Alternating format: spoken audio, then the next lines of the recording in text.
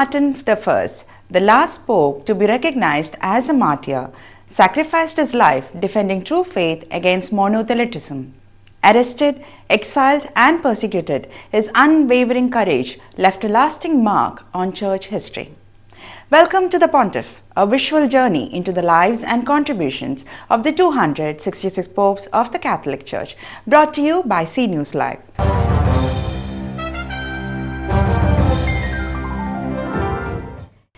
Saint Martin I, elected on 5th July 649 AD as the successor of Pope Theodore I, was the last pope to be recognized as a martyr.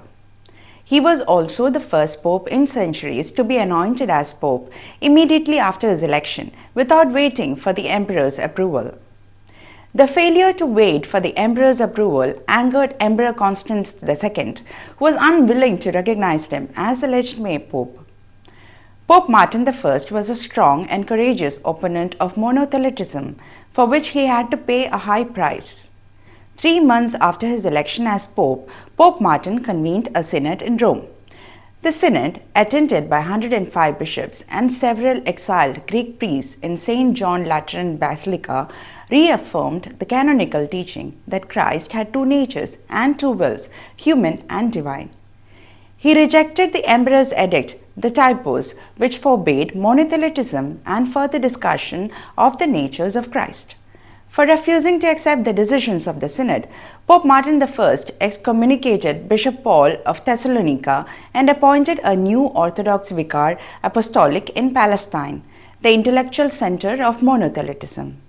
The Pope sent a copy of the synod's decision to the emperor and tactfully explained that the reason for the spread of the heresy of monothelitism in the church was some patriarchs in Constantinople, not the emperor, and asked him to reject the heresy. However, in return, he was ordered to be arrested and brought to Constantinople.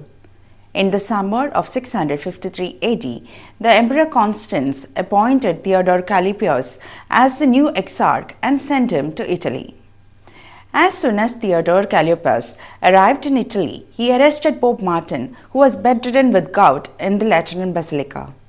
The exarch also delivered the emperor's proclamation to the Roman clergy, declaring that Pope Martin was no longer the legitimate pope, and deposed him.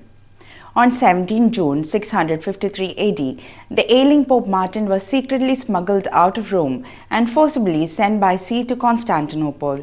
After being held in solitary confinement for 3 months, the Pope was tried for treason.